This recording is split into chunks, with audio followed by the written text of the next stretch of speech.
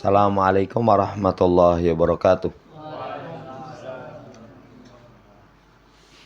Innal hamdalillah nahmaduhu wa nasta'inuhu wa nastaghfiruh wa na'udzu billahi min shururi anfusina wa sayyiati a'malina. May yahdihillahu fala mudilla lahu wa may yudlilhu fala hadiya lahu. Wa asyhadu an la ilaha illallah wahdahu la syarika lah. Wa asyhadu anna Muhammadan abduhu wa rasuluh. Allahumma salli ala Muhammad wa ala ali Muhammad. Ya ayyuhalladzina amanu taqullaha haqqa tuqatih wa la tamutunna illa wa antum muslimun. Ya ayyuhan nasu taqu rabbakumul ladzi khalaqakum min nafsin wahidah wa khalaqa minha zawjaha wa basa minhuma rijalan katsiran wa nisaa'a wattaqullaha alladzi tasaaluna bihi wal arham innallaha kana 'alaikum raqiba. Ya ayyuhalladzina amanu taqullaha wa qulu qawlan sadida yuslih lakum a'malakum wa yaghfir lakum dhunubakum wa may yuti'illaha wa rasulahu faqad faza fawzan 'azima. Amma ba'd, fa inna ashdaqal hadits kitabullah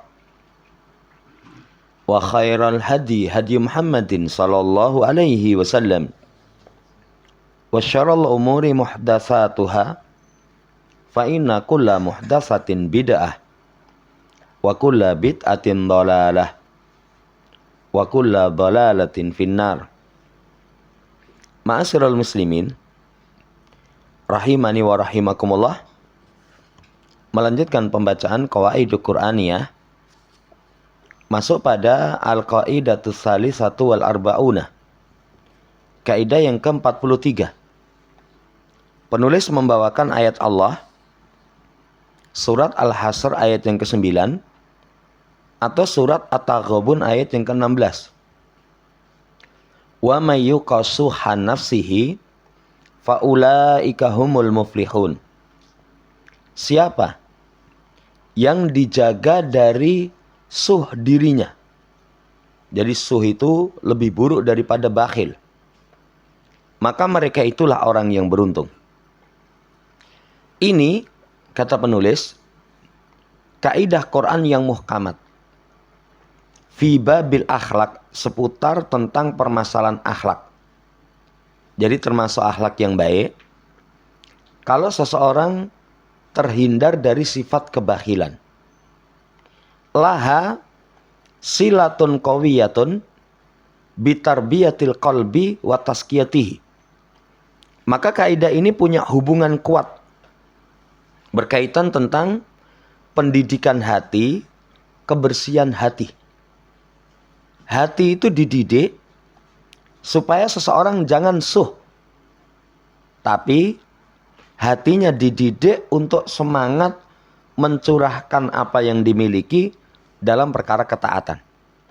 Makanya dalam ayat Allah Subhanahu wa taala memberikan permisalan dua perkara yang saling terbalik.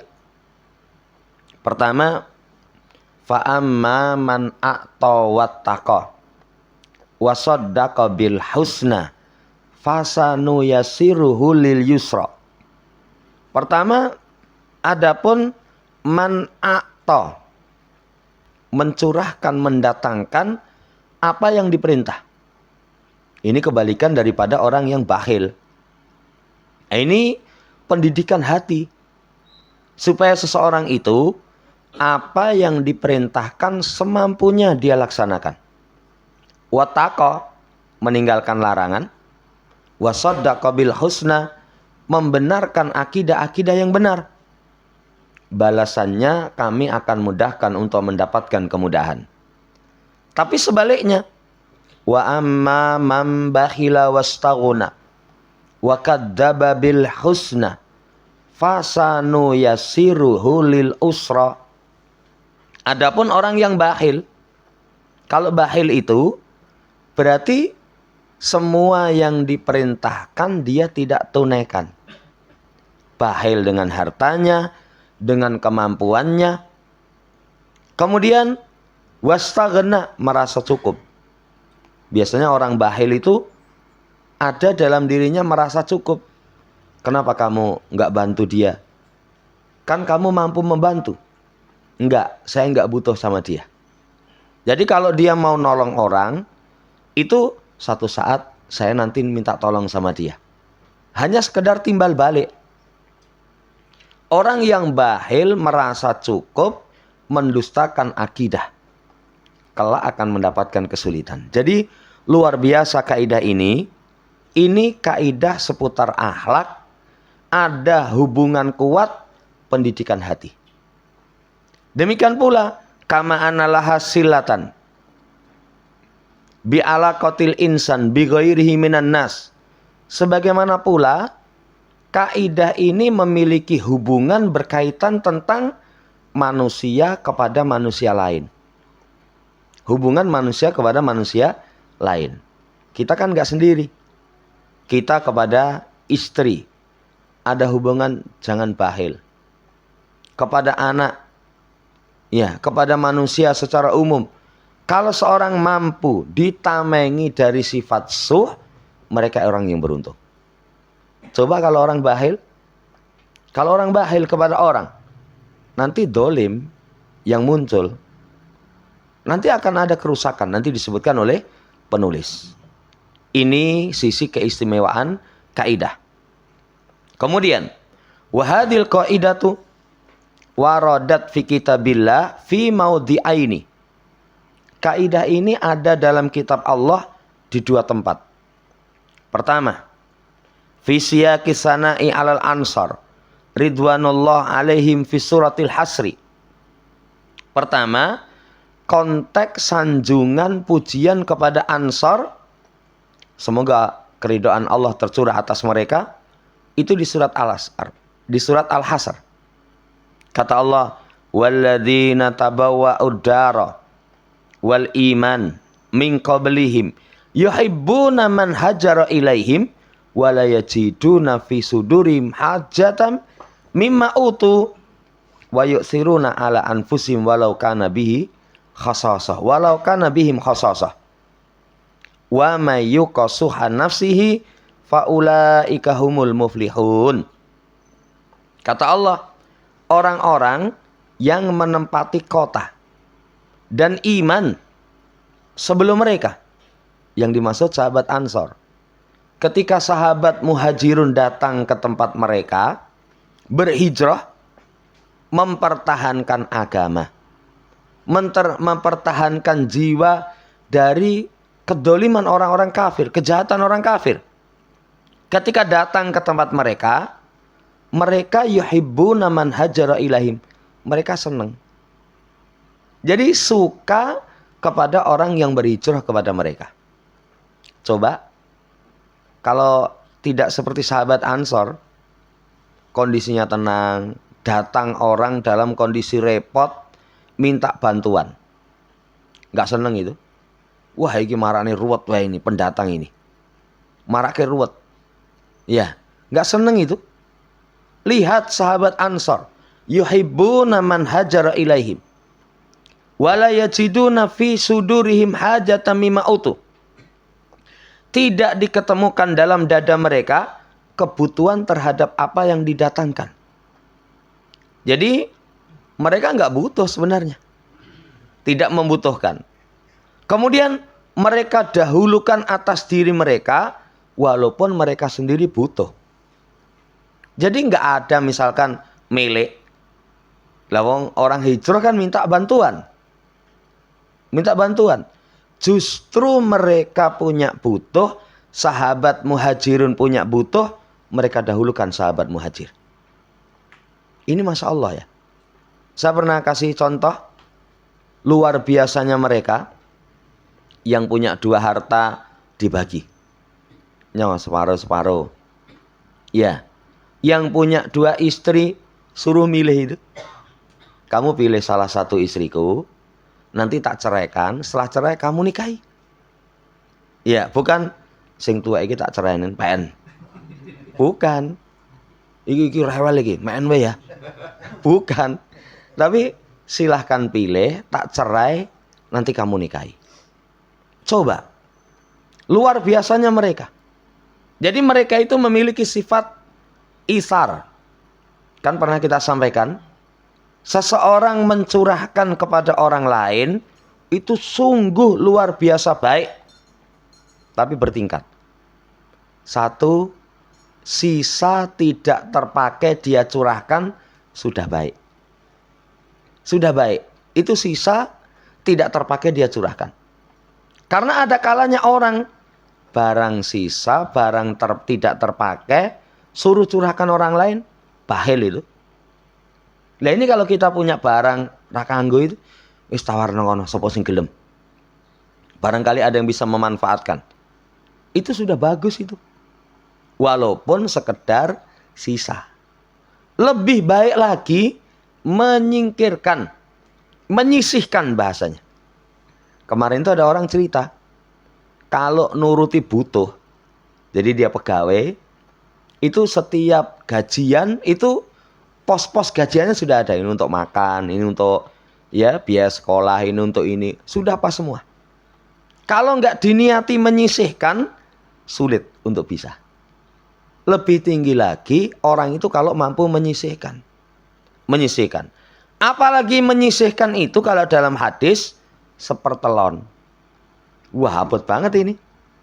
Kisahnya orang yang sampai awan itu digiring ke kebun dia. Ke kebun dia. Sampai orang penasaran. Hebat men wong iki. Sampai awan disuruh digiring ke kebunnya dia. Begitu ditanya, kok bisa seperti itu? Dia sampaikan, hasil kebun saya ini tak bagi menjadi 3. 1 modal berkebun lagi. 1/3 untuk kebutuhan saya hidup sekeluarga. 1/3 saya infakkan. Ini Masya Allah. Dan yang paling unggul sifat ithar. Ini sahabat Ansor. Yu'siruna ala anfusim walau kana bihim khasasah. Mereka memiliki sifat ithar walaupun butuh. Walaupun butuh. Apa deh? Ya, kalau kelas kita lah. Kita punya kebutuhan, ada orang minta tolong. Jawabannya mesti afan itu. Kalau nggak afan, ngapura tenan mas. Ya, punya uang misalkan 50.000. Jadwal belanja pagi ini misalkan. Ada orang, mas nyuwun tulung mas. Mang silai 50 kula kepepet banget. Apa jawaban kita? Wah niki enten nggih 50 namung ajeng kula nggih blonjo itu. Jarang itu misalkan, ya mas gonen. Lalu kamu blonjone tenang wae lah, rasa. Esuk iki dina iki semangan sak eneke sik. Jarang itu. Sahabat Ansor itu memiliki sifat isar, menunjukkan tingkat kebaikannya luar biasa. Iya. Ini saudara yang saya hormati. Walaupun butuh sekali lagi. Ditutup ayat ini, wa may yuqassuhan nafsihi faulaika humul muflihun. Siapa yang dijaga dari suh bahil lebih buruk dari dirinya, mereka itulah orang yang beruntung. Orang kalau mampu ditamengi dari sifat bahil saja sudah baik. Sudah baik kok. Apalagi suh. Mereka itulah orang yang mendapatkan keberuntungan. Ini surat yang pertama di surat Al-Hasr. Yang kedua, di surat At-Taghabun, fi siyaqil hadisi min fitnatil amwali wal auladi wal ajwas. Konteks pembicaraan fitnah harta, anak dan istri wal azwaj. Kata Allah, ya ayyuhalladzina amanu inna min azwajikum wa auladikum wa aduwwallakum fahdharuhum. Wahai orang yang beriman, sesungguhnya istri kalian, anak kalian musuh bagi kalian. Ini min sebagian, jadi nggak semua. Jadi nggak semua. Ada nanti orang istrinya itu justru menjadi penghalang kebaikan bagi suami. Ada seseorang anaknya itu justru menyeret kepada kemaksiatan. Tapi nggak semua. Makanya inna min. Kata Allah, waspadai mereka. Tapi kalau kalian memaafkan, lapang dada, memohonkan ampun, Allah Maha Pengampun. Lah setelah diterangkan, istri kita ada kalanya kekurangan ada. Anak-anak kita ada kalanya kekurangan ada. Muamalah kepada mereka, memaafkan, lapang dada. Ini kalau dalam rumah tangga ada maaf, ada lapang dada, ya wis, tak jeluki maaf sama Allah. Nanti kebaikan.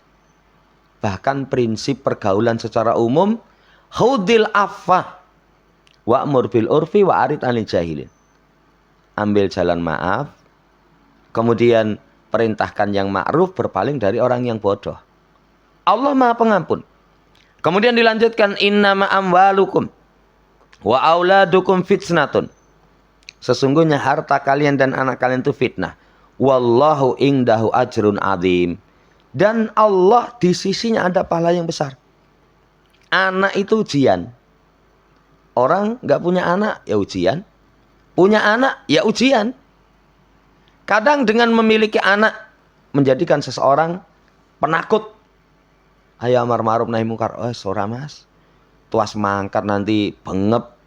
Anakku nanti rano sing ngurusi. Amar ma'ruf nahi mungkar. Ayo jihad. Enggak mas. Nanti mangkat jihad malah anakku jadi yatim piatu. Jadi yatim semua. Memunculkan penakut.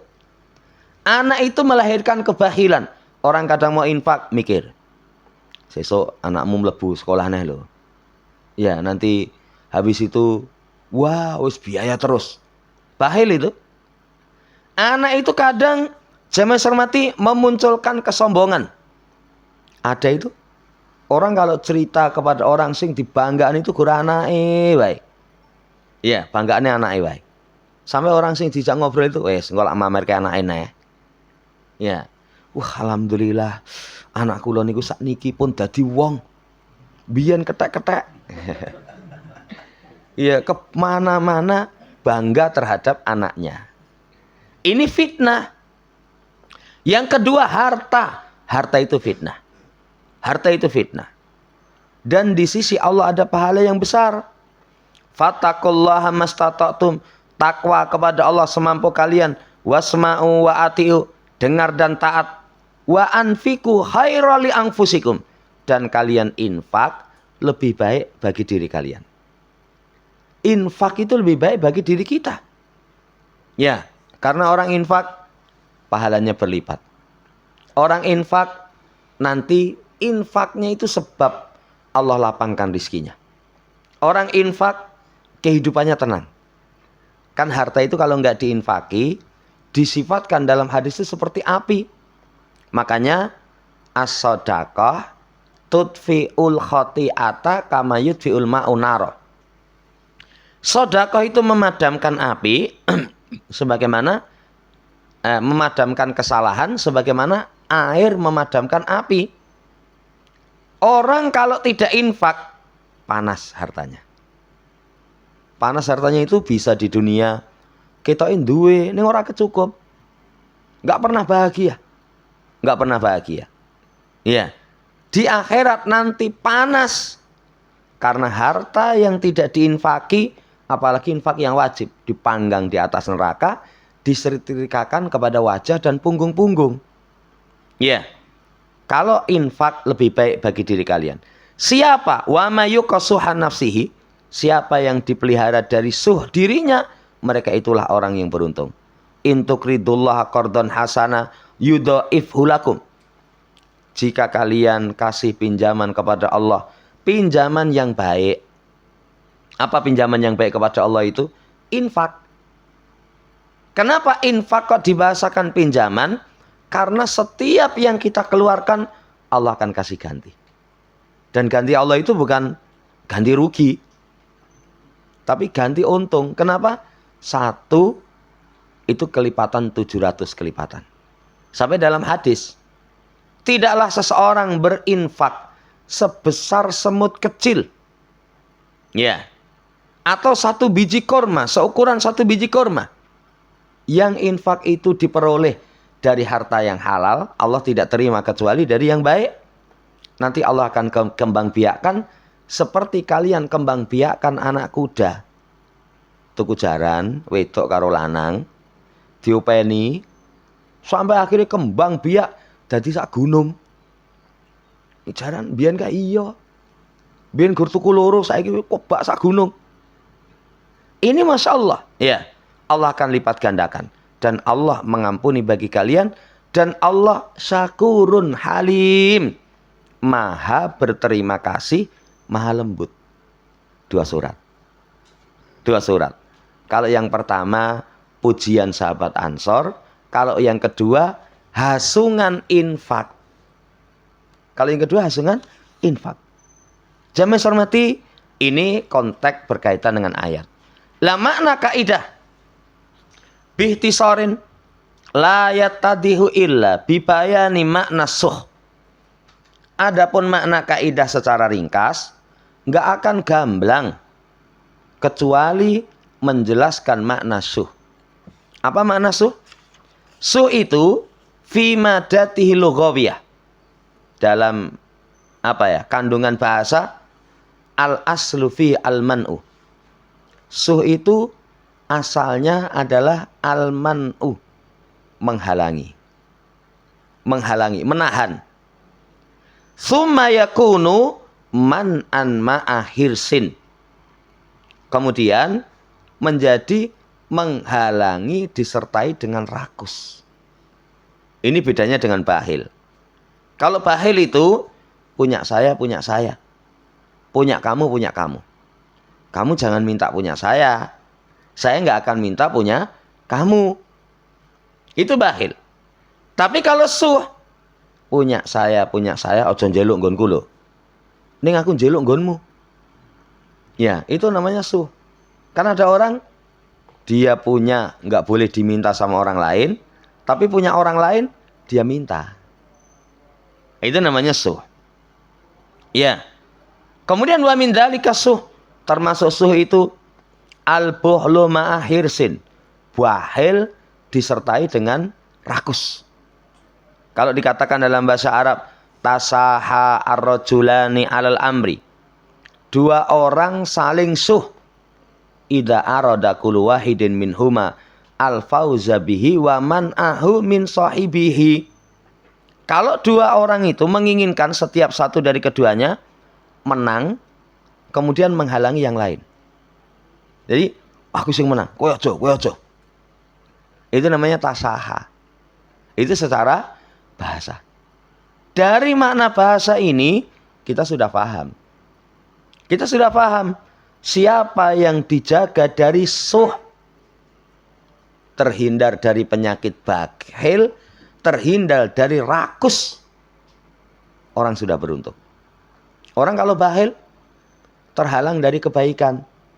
Makanya kita berlindung kepada Allah Subhanahu wa taala. Allahumma inni a'udzubika minal ajzi wal kasali wal buhli wal harami wal jubn. Sesungguhnya ya Allah, aku berlindung kepadamu dari lemah, malas, bakhil, usia tua, kemudian penakut. 5 ini penghalang kebaikan. Lemah. Orang kalau lemah nggak mampu. Walaupun dia tidak berdosa, tapi ketidakkemampuan itu penghalang kebaikan. Penghalang kebaikan. Weh ora poso. Mas saya poso ora kuat tenan. Ora kuat nyambut gawe. Malah nanti anak istri terbengkelai. Itu nggak ada kemampuan. Nggak ada kemampuan ya sudah, nggak ada kemampuan. Yang kedua malas. Malas itu punya kemampuan tapi malas. Orang sholat sunnah malas. Iya, akhirnya terluput dari kebaikan. Yang ketiga bakhil. Orang bakhil. Nanti dalam hadis zahaba alud dusur bil ujur. Orang kaya bisa memborong pahala.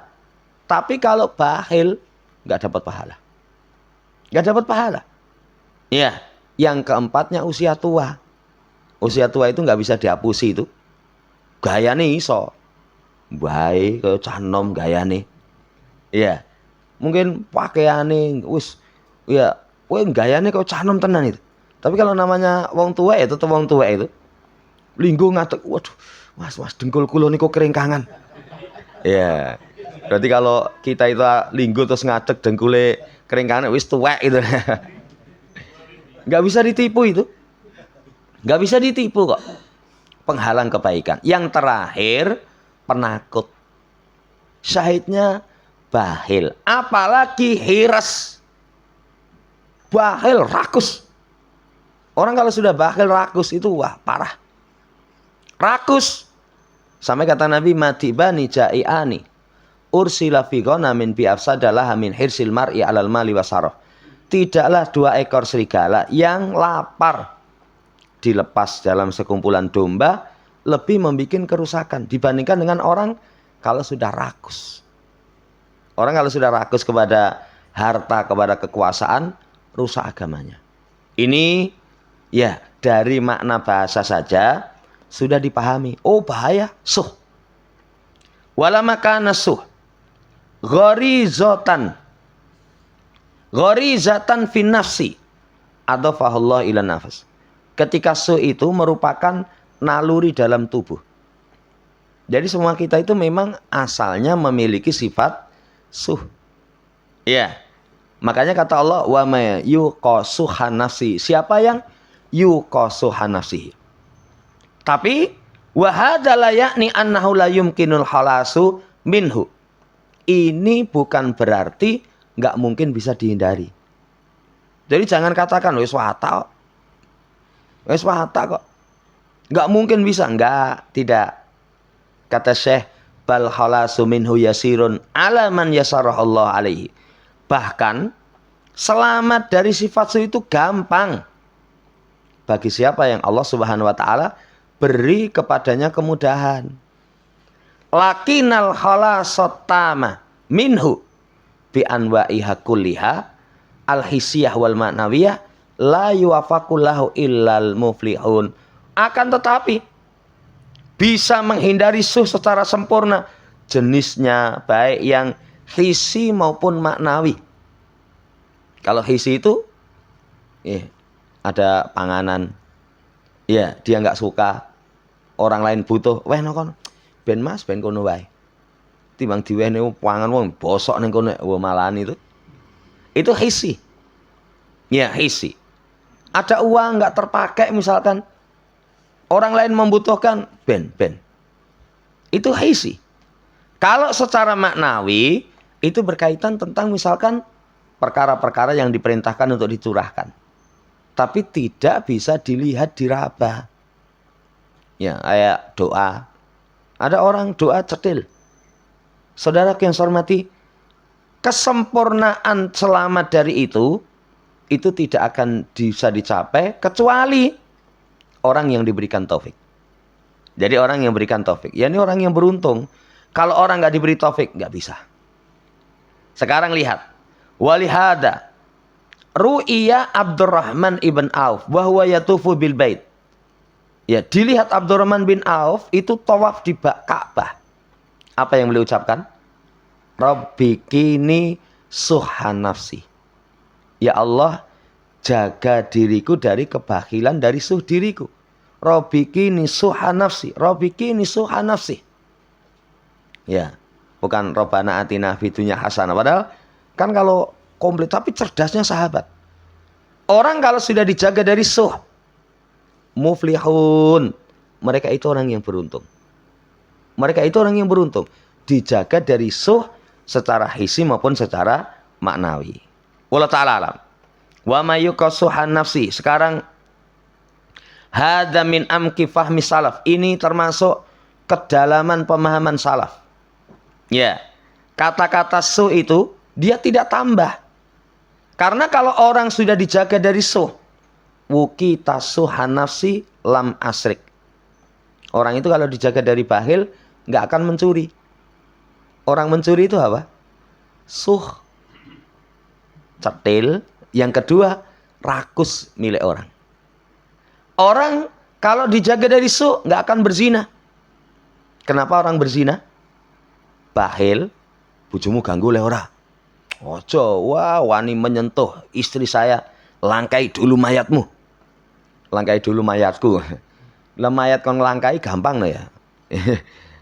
Kadang tapi istri orang dia ganggu.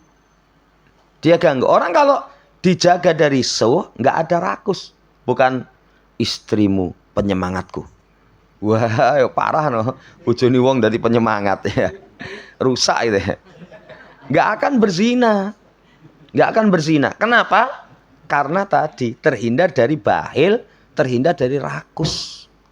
Rakus. Itu ada itu. Saya kemarin ada orang cerita. Kayak kandanono kayak. Wong ngaji kayak gitu. Lah ngopo? Wah, bojoku itu pas lewat ijen itu. Karo dia, kutunggu jandamu. Apa jenenge? Kan gitu. Wah, iki tapukono kayak. Itu jandamu ini. Ini kayak gitu. Itu kan kurang ajar ya. Kurang ajar. Ini saudara yang saya hormati, kalau orang ditamai dari suh luar biasa. Ini cerdasnya para sahabat. Para sahabat. Lima ani kalamillahi azza wa jalla terhadap makna ucapan Allah. Mereka sangat mendalam. Makanya kalau tafsir, pengen tahu penafsiran yang pas setelah dari Nabi, itu penafsiran sahabat. Karena sahabat itu paling mendalam keilmuannya. Ya. Kemudian berkata sekumpulan dari mufassir, wa may yuqasuhan nafsihi huwa ala yahudu syai'an mimman nahahullahu anhu. Jangan mengambil sesuatu yang Allah larang. Itu dijaga dari suh. Walam yamna syai'an amarahullahu biadaihi. Jangan halangi sesuatu yang Allah perintahkan ditunaikan. Jadi kalau Allah suruh curahkan, curahkan. Tapi kalau Allah suruh tahan, tahan. Itu suh. Ya, ditamai dari suh itu seperti itu. Maka suh ya'muru bihilafi amrillah wa rasuli. Orang yang suh itu berarti memerintahkan menyelisih perintah Allah dan Rasulnya. Kalau Allah Subhanahu wa ta'ala melarang dari dolim, memerintahkan berbuat baik, justru suh itu nyuruh berbuat dolim, kemudian melarang dari kemungkaran, melarang dari perkara yang baik. Kan berarti kewalik. Syariat memerintahkan ayo curahkan apa yang diperintah, tinggalkan apa yang dilarang. Tapi orang suh perintah tinggal no, sing dilarang terjang. Ya, ini penjelasan dalam kitab tafsir. Dibawakan ucapan Syaikhul Islam Taimiyah. As-suh alladhi huwa sidatu hirsin nafsi. Yang suh itu sangat rakus. Orang kalau sangat rakus, yujibul buhla biman in mahwa alaihi. Mewajibkan bahil dengan menghalangi apa yang dia miliki. Dengan menghalangi apa yang dia miliki. Orang kalau sangat rakus, mesti cedil. Misal kayak orang misalnya luwe banget, duwe panganan. Duwe panganan, begitu mangan njaluk koncone. Ojo.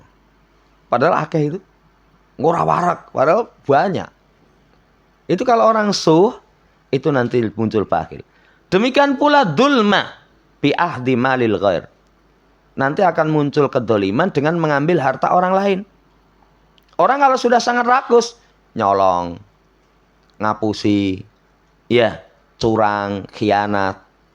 Itu karena sangat rakus. Saking pingine misalnya. Punya rumah, punya mobil, punya ini dan itu. Akhirnya apa? Mengambil barang yang haram. Kayak di berita itu, pengen sukses, korupsi. Ya. Zaman hormati, ini wah ngeri itu. Ngeri. Jadi, kalau orang sudah punya suh, rusak. Yujibu qati'atar rahim. Mewajibkan memutus silaturahmi. Orang kalau rakus, bahasa orang, warisannya malah diuntal masku katanya. Bahasanya diuntal itu. Padahal warisan itu apa? Lemah. Lemah masa harus diuntal. Kan orang mungkin kalu ya, tapi suh itu bahaya sekali itu. Orang kalau sudah sangat rakus, sedulur lali itu.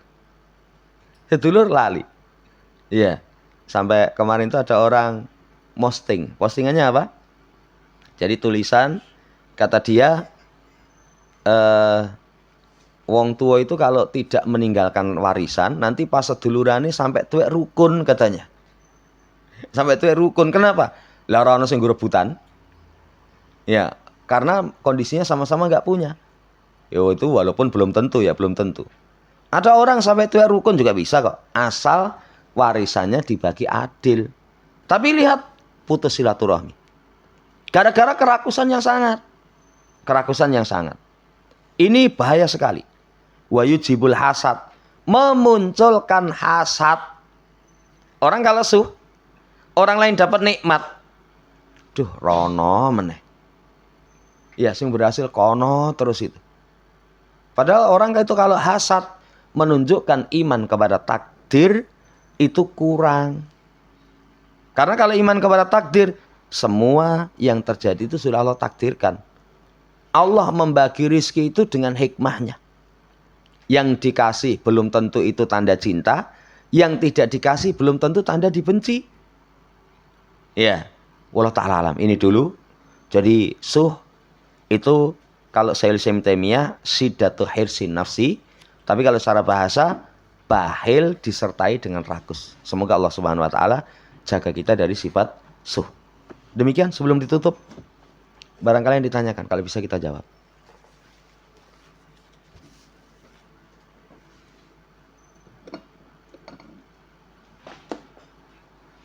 Cukup. Subhanakallahumma rabbana bihamdika asyhadu an la ilaha illa anta astaghfiruka wa atubu ilaik. Assalamualaikum warahmatullahi wabarakatuh.